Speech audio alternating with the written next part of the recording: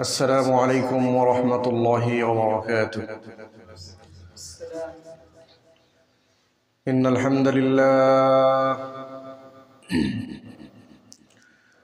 لله الأكرم الذي خلق الإنسان وكرم وعلمه من البيان ما لم يعلم، فسبحان الذي لا يحصى امتنانه باللسان ولا بالقلم، ونشهد أن لا إله إلا الله وحده لا شريك له، ونشهد أن سيدنا وسندنا وحبيبنا وطبيب قلوبنا ومولانا محمدا عبده ورسوله. أما بعد، فقد قال الله تبارك وتعالى في كلامه المجيد وفي فرقان الحميد: أعوذ بالله من الشيطان الرجيم. بسم الله الرحمن الرحيم. هو الذي بعث في الأميين رسولا منهم يتلون عليهم آياته ويزكيهم ويعلمهم الكتاب والحكمة، وقال رسول الله صلى الله عليه وآله وسلم: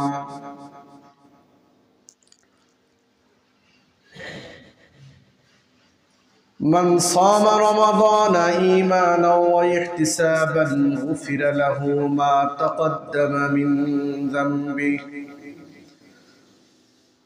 ومن قام رمضان إيمانا واحتسابا غفر له ما تقدم من ذنبه، أو كما قال النبي عليه الصلاة والسلام.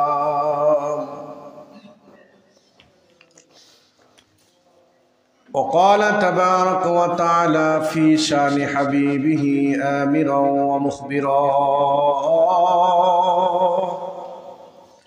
إن الله وملائكته يصلون على النبي يا أيها الذين آمنوا صلوا عليه وسلموا تسليما।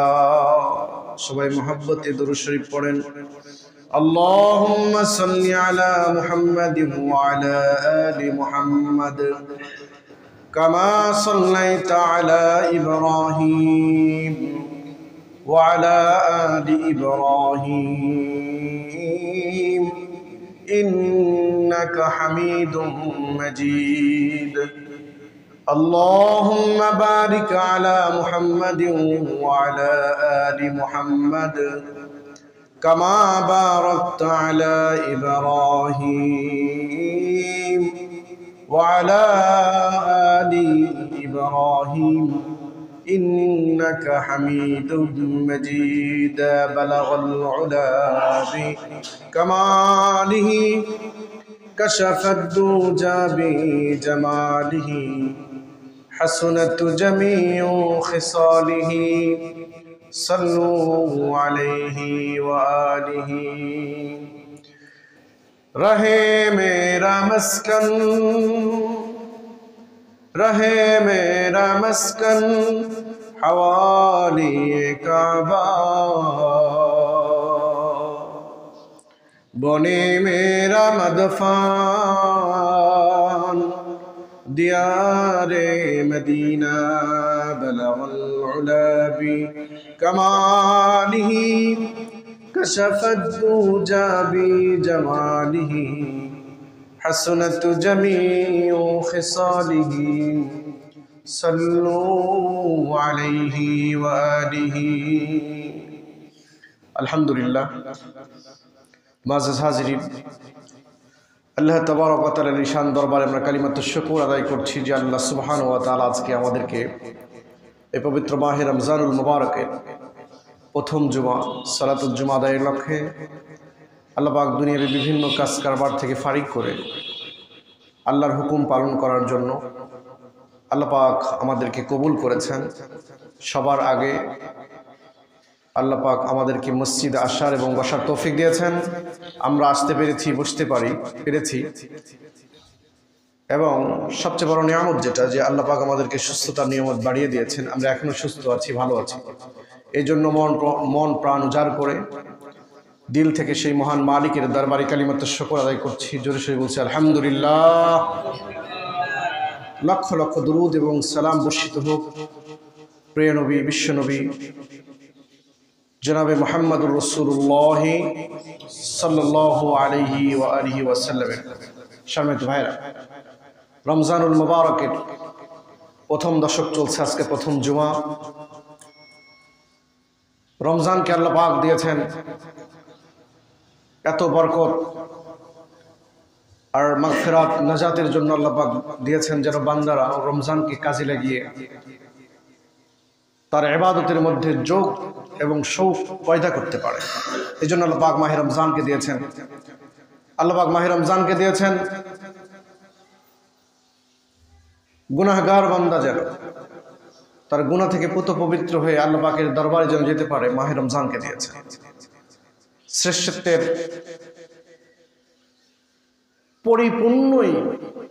পূর্ণতা ভরপুর করে দিয়েছেন মাহে রমজানকে। জোরে বলেন সুবহানাল্লাহ। এত বরকত, এত মাগফিরাত, এত দয়া আল্লাহ পাক দিয়েছেন মাহে রমজানে, যে চিন্তাও করা যায় না, পরিকল্পনাও করা যায় না যে কতটুকু দয়া করেছেন আল্লাহ পাক আমাদেরকে। যে আল্লাহ সুবহানাহু ওয়া তাআলা মাহে রমজানকে দিয়েছেন যে রমজানে প্রতিটা কাজের নেকিকে আল্লাহ পাক ডবলের চাইতে ডবল করে দিয়েছেন। জোরে বলেন সুবহানাল্লাহ। এই জন্যই তো মাহে রমজানে একটা নফল ইবাদত করবে, রমজানের বাইরে একটা ফরজ ইবাদতের সওয়াব আল্লাহ পাক দিয়ে দেন। আর একটা ফরজ আদায় করলে রমজানের বাইরে ৭০টা ফরজ আদায়ের সওয়াব আল্লাহ পাক আমলনামায় দিয়ে দেন। মাহে রমজানকে ৩ ভাগে ভাগ করেছেন। প্রথম হলো রহমত। এই রহমতের দশক চলছে আমাদের মাঝে। রহমতের দশকে আমরা কেমন করে মাহে রমজানের পবিত্রতা এবং মহত্ব বজায় রেখে চলছি, এটাই দেখার বিষয়। মাহে রমজানের যে মহত্ব, যে রহমত আল্লাহ পাক দিয়েছেন, এই রহমতের দশকেই দেখা যায় যে মুসলমান হওয়ার পরেও, মুসলমানের ঘরের সন্তান হয়েও মাহে রমজানের যে এই যে গুরুত্বপূর্ণ সময়, দিন ক্ষণ চলছে, এইটা স্বেচ্ছায় ইচ্ছাকৃতভাবে মাহে রমজানের গুরুত্ব এবং মহত্ব থেকে মুসলমানের সন্তানরা নির্দ্বিধায় দূরে চলে যাচ্ছে। নাউজুবিল্লাহ বলেন। শক্তি আছে, সামর্থ্য আছে, অসুস্থ নয়, সুস্থ শরীর, তবুও আল্লাহ পাকের গোলামি করতে, আল্লাহর হুকুম পালন করতে তারা দ্বিধাদ্বন্দ্বের মধ্যে নিমজ্জিত। ইচ্ছাকৃতভাবে সিয়ামকে ছেড়ে দিচ্ছে তারা। কত বড় স্পর্ধা! মাহে রমজানের মহত্ব এবং গুরুত্ব তাদের কাছে কিছুই নয়, কিন্তু আল্লাহ পাক এই মাসকে এত গুরুত্ব দিয়েছেন। এই মাসে সবচেয়ে দামি যে কিতাব কোরআনুল কারীমকে আল্লাহ পাক নাজিল করেছেন। এই মাসের দাম কেন হয়েছে? কোরআন নাজিলের মাস। কোরআনের সাথে যার সম্পর্ক হয়েছে আল্লাহ পাক তার মর্যাদায় বৃদ্ধি করেছেন। জোরে বলেন সুবহানাল্লাহ। এই জন্য এই মাসের সাথে কোরআনের সম্পর্ক হয়েছে, মাসের দাম বেড়েছে।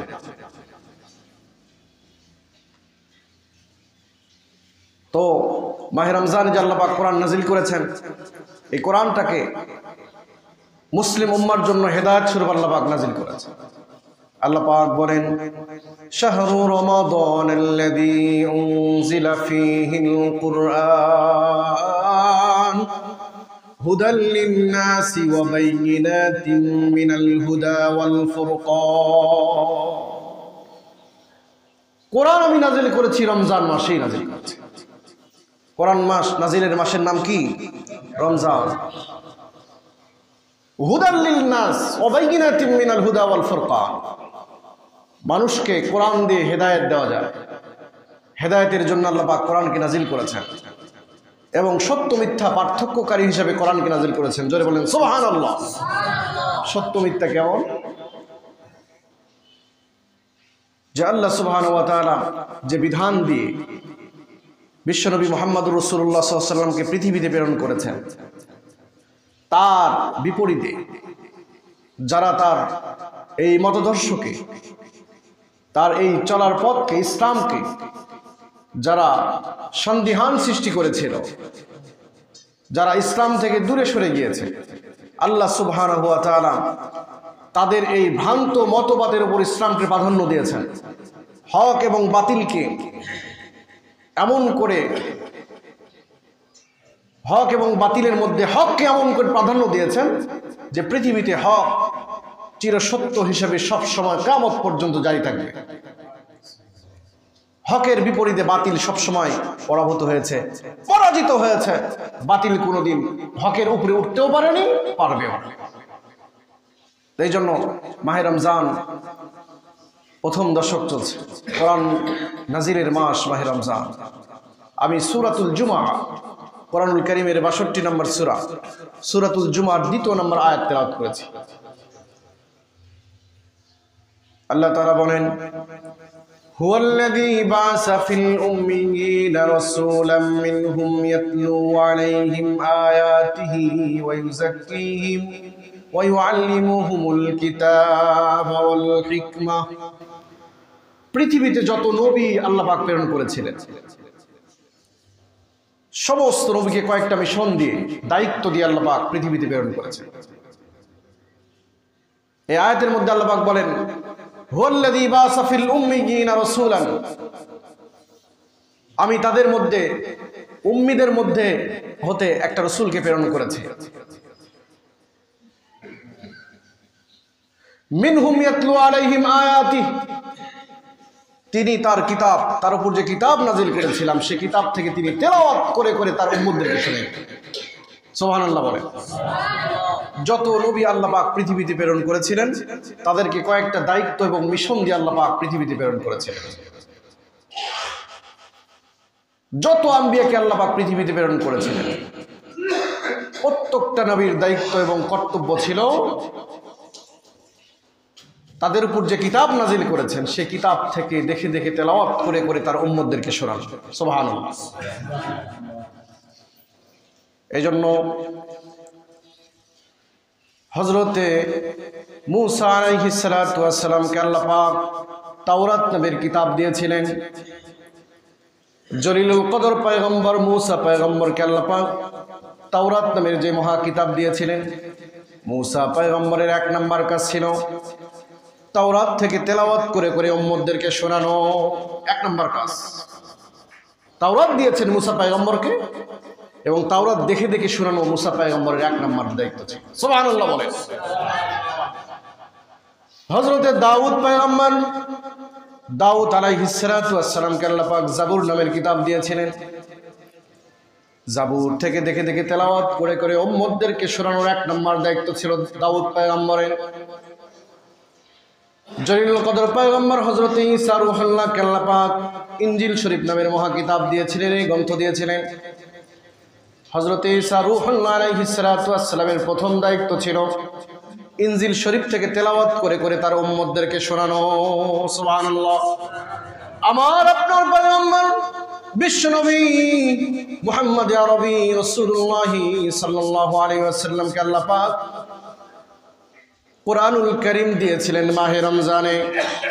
এই কোরআন মাহে রমজানে আল্লাহ পাক তার হাবিবকে দিয়েছেন। আল্লাহ পাক বলেন, শাহরু রমাদানাল্লাযী উনজিলা ফীহিল কুরআন হুদাল লিন-নাসি ওয়া বাইয়িনাতিন মিনাল হুদা ওয়াল ফুরকান। আল্লাহু আকবার। আল্লাহ সুবহানাহু ওয়া তাআলা তার হাবিবকে এই মাহে রমজানে কোরআনুল কারীম নাযিল করেছেন। আমার আপনার পয়গম্বর বিশ্বনবী মুহাম্মদুর রাসূলুল্লাহ সাল্লাল্লাহু আলাইহি ওয়াসাল্লামের এক নম্বর কাজ ছিল, এক নম্বর মিশন ছিল, দায়িত্ব ছিল। প্রথম নাম্বার যে দায়িত্ব সেটা হলো তার উপর যে কিতাব নাযিল হয়েছে কোরআনুল কারীম সেটা দেখে দেখে তার উম্মতদেরকে শোনানো। সুবহানাল্লাহ। প্রত্যেকটা নবীর, প্রতিটা নবীকে আল্লাহ পাক যে কিতাব দিয়েছিলেন তার প্রথম নাম্বার যে দায়িত্ব সেটা হলো কিতাব থেকে দেখে দেখে উম্মতদেরকে শোনানো। সুবহানাল্লাহ। কত বড় দায়িত্ব! কিতাব দেখে দেখে উম্মতদেরকে শোনানো দায়িত্ব ছিল। সূরাতুল জুমআহ এই দ্বিতীয় নম্বর আয়াতের ব্যাখ্যায় মুফাসসির ইকরাম বলেছেন, পৃথিবীতে যত আম্বিয়া ইকরাম এসেছিলেন এবং তাদেরকে যে কিতাব আল্লাহ পাক দিয়েছিলেন সেই কিতাব থেকে দেখে দেখে তার উম্মতদেরকে শোনানো, কিতাব তেলাওয়াত করে শোনানো প্রথম দায়িত্ব এবং প্রথম মিশন। আমার আপনার পয়গম্বরের একই দায়িত্ব ছিল, কিন্তু যখন নবী সাল্লাল্লাহু আলাইহি ওয়াসাল্লাম তেলাওয়াত করতেন, কাফেররা, মুনাফিকরা, যারা ইসলামকে চিরদিনের জন্য দুশমন মনে করেছে, ইসলামের কোনো ভালো কিছু দেখলেই তাদের গা জ্বলে, তারা বাধা দিয়েছে। এমনকি তারা বলেছে যে ওই জায়গায় একটা উদ্ভট পাগল একটা ব্যক্তি কি যেন করে, জাদুর কালাম পড়ে, নাউজুবিল্লাহ বলে। তারা বলতো যে ওই জায়গায় একটা জাদুর কালাম পড়ে, এটা শোনা যাবে না। আল্লাহ পাক রেকর্ড করেছেন, কোট করেছেন কোরআন কারীমে তাদের ষড়যন্ত্রকে। আল্লাহ পাক বলেন, وقال الذين كفروا لا تسمعوا لهذا القرآن والغوا فيه। তারা বলতো যে যেখানে কোরআন তেলাওয়াত হয় সেখানে তোমরা যেও না এবং শোনো না। এটা তাদের মিশন, কাফেরদের। এটা প্রথম মিশন হলো কোরআনকে বাধা দেওয়া, তেলাওয়াত শোনা থেকে বাধা দেওয়া, না শোনা, না আমল করা, এটা বাধা। কি করো? বাল গৌফি, তোমরা সেখানে হট্টগোল লাগিয়ে দাও, গন্ডগোল লাগিয়ে দাও, যেন কোরআনের তেলাওয়াত, কোরআনের মাহফিল, কোরআনের প্রোগ্রাম এবং কোরআন ওয়ালাদের যে সমস্ত দায়িত্ব এটা যেন বাধাপ্রাপ্ত হয়ে যায়, বন্ধ হয়ে যায়। এজন্য তারা কি করেছিল জানেন? তারা করেছিল ইয়ামান থেকে নবী সাল্লাল্লাহু আলাইহি ওয়াসাল্লামের উপর যখন কোরআন নাজিল হলো তখন তিনি তার জবান থেকে, ওহির জবান থেকে বিশ্বনবীর প্রাণ উজাড় করে যে নবীর উপর কোরআন নাজিল হয়েছে মাহে রমজানে, সেই নবীর জবান দিয়ে যখন তেলাওয়াত করতেন, কোরআনের তেলাওয়াত শুনলেও কলিজা চেঞ্জ হয়ে যায়। সুবহানাল্লাহ। কোরআনের তেলাওয়াতের মধ্যে এত আসর, এই আসরটা ঢুকে দিয়েছেন কে? আল্লাহ। এই জন্য তেলাওয়াত শুনলেও কলিজা চেঞ্জ হয়ে যায়। প্রিয় ভাইয়েরা, প্রথম দায়িত্ব ছিল আমার আপনার নবী বিশ্বনবী মুহাম্মদুর রাসূলুল্লাহ সাল্লাল্লাহু আলাইহি ওয়াসাল্লামের যে কোরআন শরীফ দেখে দেখে তেলাওয়াত করে উম্মতদেরকে শোনানো। সুবহানাল্লাহ বলেন। তেলাওয়াত করতেন নবীজি তেলাওয়াত করতেন আর তারা বাধা দিত, তারা জাদুর কালাম বলতো। এক পর্যায়ে তারা ইয়ামান থেকে একটা জাদুঘরকে ভাড়া করে নিয়ে এসেছিল কোরআনকে তারা জাদুর কালাম প্রমাণ করার জন্য। কোথায় থেকে? ইয়ামান থেকে। নবীজি তেলাওয়াত করতেন কোরআন, আল্লাহর কিতাব, যে কিতাবকে নাজিল করার পরে আল্লাহ পাক চ্যালেঞ্জ ছুড়িয়ে দিয়েছেন এমন করে, যালিকাল কিতাবু লা রাইবা ফীহি, এমন একটা কিতাব যার মধ্যে কোনো সন্দেহ নেই। পুরা পৃথিবীর সকল মানুষ যদি একত্রিত হয়ে কোরআনের একটা শব্দকে ভুল প্রমাণিত করতে পারে, পৃথিবীতে এমন কোন বাপের বেটা জন্ম নেয়নি আজ পর্যন্ত, কিয়ামত পর্যন্ত পারবে না যে কোরআনের একটা শব্দ ভুল বের করতে। আল্লাহ পাক চ্যালেঞ্জ দিয়েছেন, যালিকাল কিতাবু লা রাইবা ফীহি, কোনো ভুল নাই। ইয়ামান থেকে জাদুঘর ভাড়া করে নিয়ে আসছে, জামাত নামের একটা জাদুঘরকে ভাড়া করে নিয়ে এসছে। জামাতকে কুফফারে কুরাইশরা তারা দায়িত্ব দিয়ে দিল যে ওই জায়গায় মুহাম্মদ ইবনে আব্দুল্লাহ নামের একজন ব্যক্তি কি যেন তেলাওয়াত করে। ও জামাত, তুমি তো জাদুকর, তুমি গিয়ে দেখো এটা জাদুর কালামই হবে, নচেত কেন এই কালামটা শুনলে মানুষ কেন পাগল হয়ে যায়, কেন তার দিকে চলে যায়? সুবহানাল্লাহ বলেন। কারণ কোরআনের তেলাওয়াত শুনলে পারাও কলিজা চেঞ্জ করে দেন আল্লাহ, চেঞ্জ হয়ে যায়। কোরআন শুনলে কলিজা চেঞ্জ হয়ে যায়। জামাত চলে গেল, যাওয়ার পর এদিক বিশ্বনবী তার পবিত্র জবান দিয়ে কোরআনুল কারীম তেলাওয়াত করছেন, যার উপর নাজিল হয়েছে তিনি তেলাওয়াত করছেন। আল্লাহু আকবার। জামাত এবার দরজায় কাছে গিয়ে বিশ্বনবী মুহাম্মদ আরবি সাল্লাল্লাহু আলাইহি ওয়াসাল্লামের পবিত্র জবান থেকে যখন তেলাওয়াত করা শুরু করলো, নবী যখন তেলাওয়াত শুরু করলেন, জামাত নামের এই জাদুঘরটা দরজায় গিয়ে আশ্চর্য। কারণ হলো একত বিশ্বনবী যার উপর আল্লাহ পাক কিতাবুল্লাহ কোরআনুল কারীম নাযিল করেছেন, তিনি তার পবিত্র জবান দিয়ে তেলাওয়াত করছেন। জামাত দরজায় গিয়ে যখন নবীজির মুখ থেকে আল্লাহর কালামের তেলাওয়াত শুনতে পেল, এবার জামাতের অন্তরের মধ্যে যে অর্থাৎ কলিজা যে আছে, কলিজা চেঞ্জ করে দিয়েছেন আল্লাহ পাক। তার জামাতের কলিজা যখন চেঞ্জ হয়ে গেল, এবার জামাতের জবান থেকে ধীরে ধীরে আওয়াজ আসা শুরু করলো, ও মুহাম্মদ, আমি আল্লাহর কসম করে বলি, আমি যেহেতু জাদুকর, যদি জাদুর কালাম হয় আমার চাইতে ভালো কেউ আর বুঝবে না। আপনি আপনার জবান দিয়ে তেলাওয়াত করুন, আমি প্রাণ ভরে আপনার জবান থেকে কোরআনের তেলাওয়াতটা শুনতে চাই। জোরে বলেন সুবহানাল্লাহ। জামাতের এই দৃশ্য দেখে তৎকালীন যুগের কাফেররা আশ্চর্য হয়ে গেল, কি ব্যাপার, জাদুঘরকে নিয়ে আসলাম জাদুর কালাম কি কিনা বের করার জন্য, এখন এসে দেখি জাদুঘরও জাদুর মধ্যে আকৃষ্ট হয়েছে। কোরআনের বরকত, সুবহানাল্লাহ। কোরআনের তেলাওয়াত যারা শুনেছেন, আল্লাহ পাক তাদের অন্তরকে চেঞ্জ করে দিয়েছেন, কলিজা চেঞ্জ করে দিয়েছেন। কোরআনের তেলাওয়াত শোনাও বরকত। যদি শুনলে পারে এমন হয়, তাহলে পড়লে কেমন হবে প্রিয় হাজিরিন? এই জন্য মাহে রমজান কোরআন নাজিলের মাস, তেলাওয়াতের মাস। কোরআন তেলাওয়াত করলে পারা ঈমান বাড়ে, ঈমান বাড়ে তেলাওয়াত করলে। কিভাবে ঈমান বাড়ে?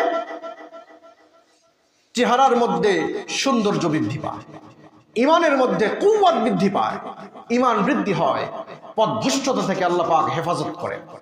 ঈমান এমন বৃদ্ধি হয় যে গোমরাহ আপনার কাছে আর আসতে পারে, ইমানদারের কাছে গোমরাহি আসতে পারে না। কোরআন তেলাওয়াত করলে আসমানের মালিক আল্লাহ পাক রাজি হয়ে যান, সুবহানাল্লাহ। এই জন্য কোরআন নাজিলের মাস মাহে রমজান। কোরআন শুধু সুন্দর করে ভাঁজ করে রেখে দেওয়ার জিনিস নয়। মুসলমানের সন্তান হয়েও যদি আমরা কোরআনুল কারীমকে দেখে পড়ার যোগ্যতা অর্জন না করে কবরে যায়, এটার জবাব আল্লাহ পাকের কাছে কেমন করে দিবেন? একটু বালিশে মাথা রেখে সুন্দর করে চিন্তা করবেন যে মুসলমানের ঘরে জন্ম নিলাম, কোরআনের এত ফজিলত, রমজান মাসে আল্লাহ পাক কোরআন নাজিল করলেন। পৃথিবীর কোন জিনিস নাই যেটা আমরা বুঝি না, কোন জিনিস নাই যেটা আমার জেহেনের মধ্যে আসে না, সেটা বুঝে আসে না, বুঝে আসে, কিন্তু একমাত্র কোরআন ছাড়া বলি যে অনেক কঠিন। কিন্তু কোরআনকে আল্লাহ পাক সহজ করে নাজিল করেছেন। জোরে বলেন সুবহানাল্লাহ।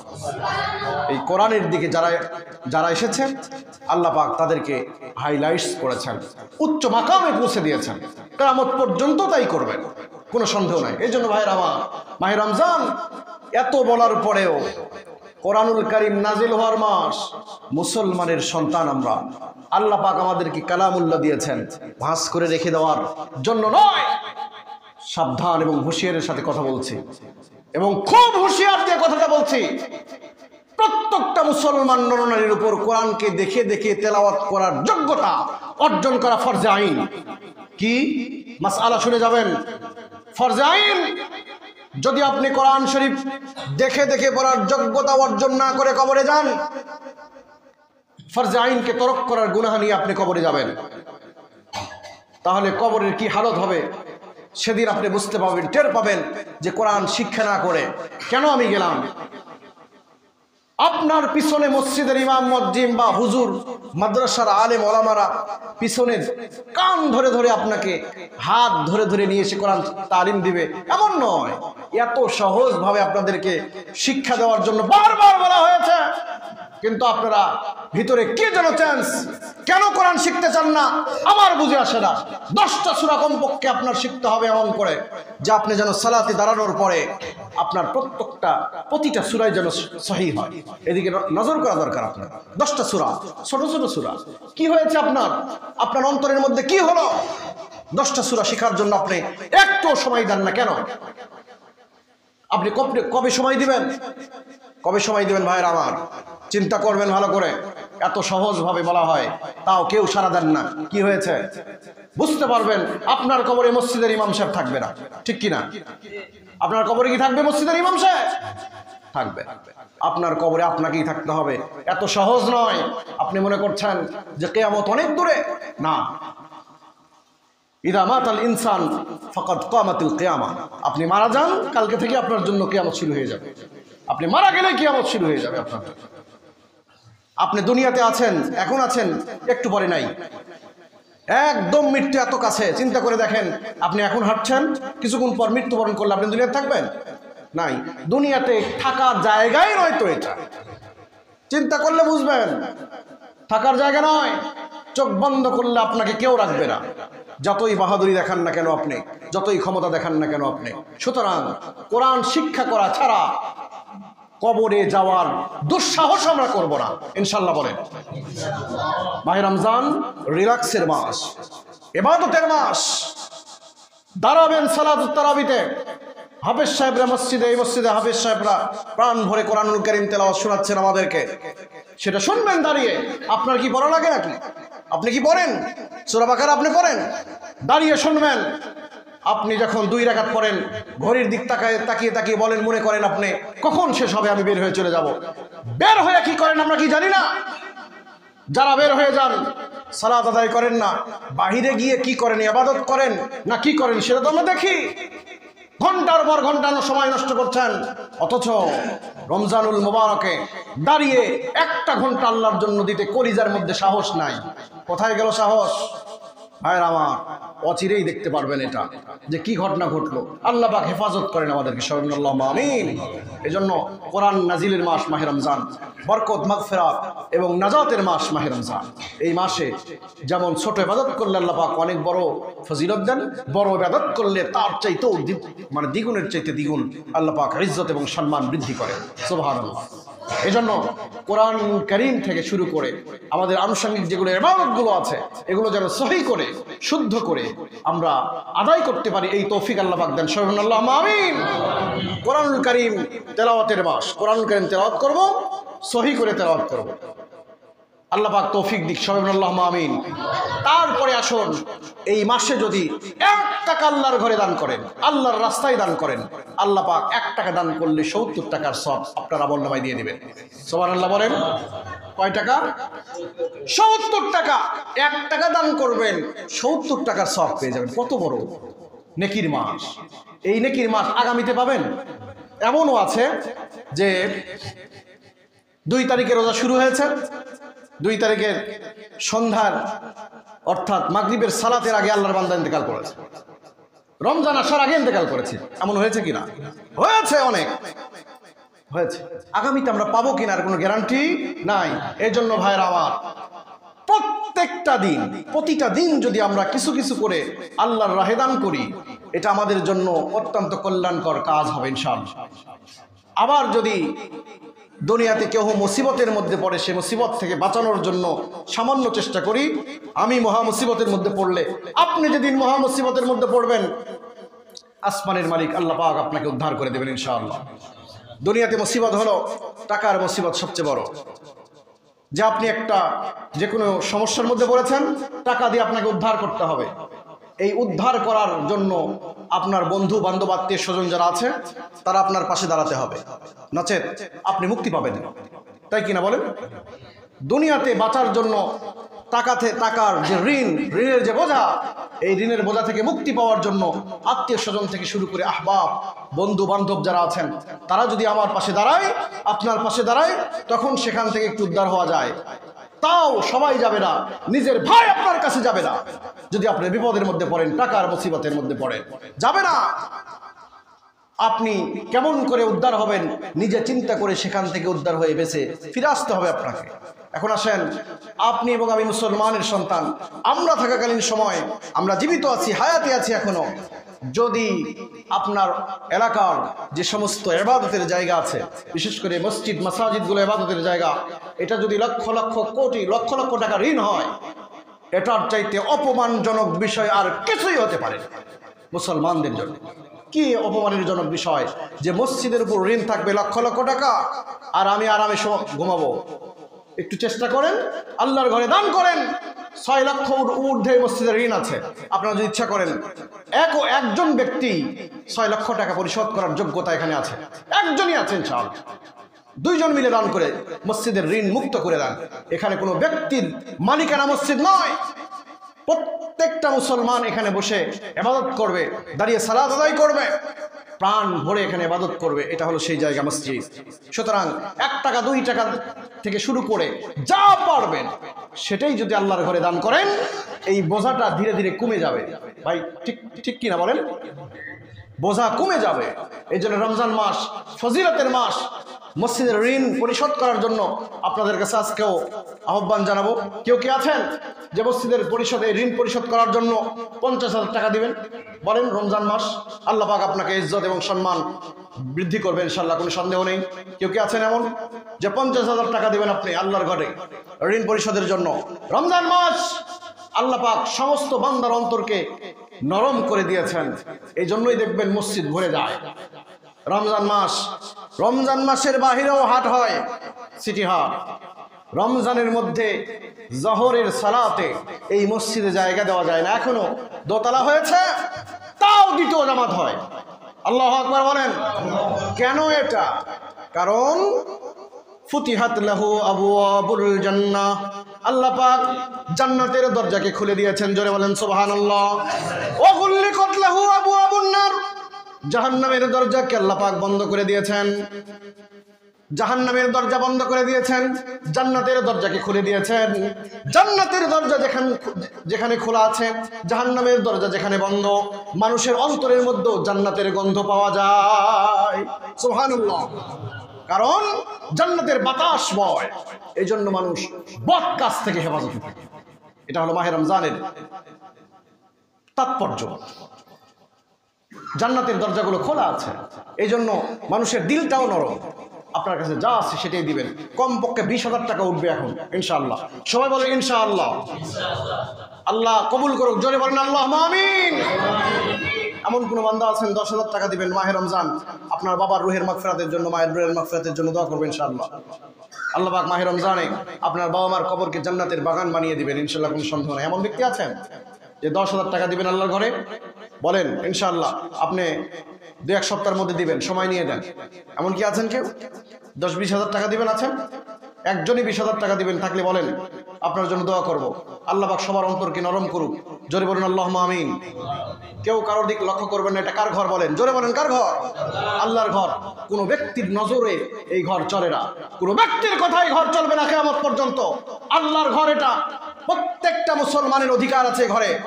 একজন রিক্সা চালক যেখানে দাঁড়াবে, একজন জজ, ব্যারিস্টার, এমনকি মন্ত্রী পর্যায়ে শুরু করে বাংলাদেশ গভর্নমেন্টের মাননীয় কি বলে প্রাইম মিনিস্টার, তিনি যেখানে দাঁড়াবেন, একজন রিক্সা চালক সেখানেই দাঁড়াবে, কোনো ভেদাভেদ নাই। এটাই সেই ঘর। সুবহানাল্লাহ বলেন। সুতরাং এই ঘর ঋণ থাকবে। এটা কি চান আপনারা? এটা কি চান ভাইয়ের আমার? চান না।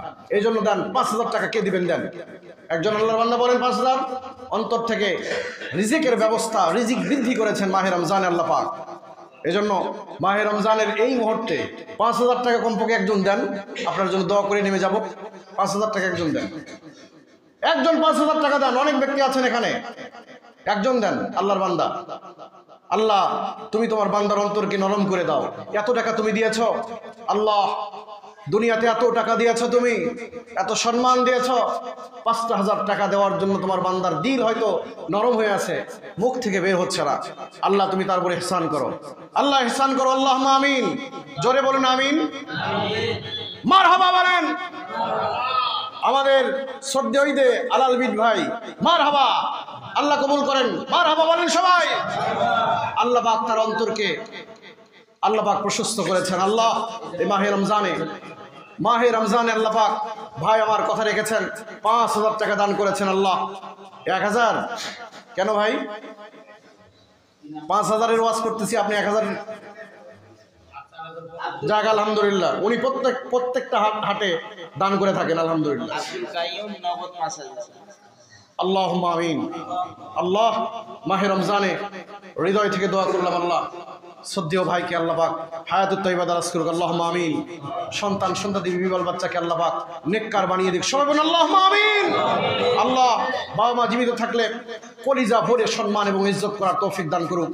আর যদি ইন্তেকাল করেন মাহে রমজানের উসিলা করে আল্লাহ, এই মাহে রমজানে আমরা দোয়া করছি ভাইয়ের বাবা মা আত্মীয় স্বজন যারা কবরে আছেন তাদেরকে মাহে রমজানের খাতিরে, এবং তিনি যে আল্লাহর ঘরে দান করলেন, কথা রাখলেন আমাদেরকে, আমাদের অপমান করলেন না আল্লাহ।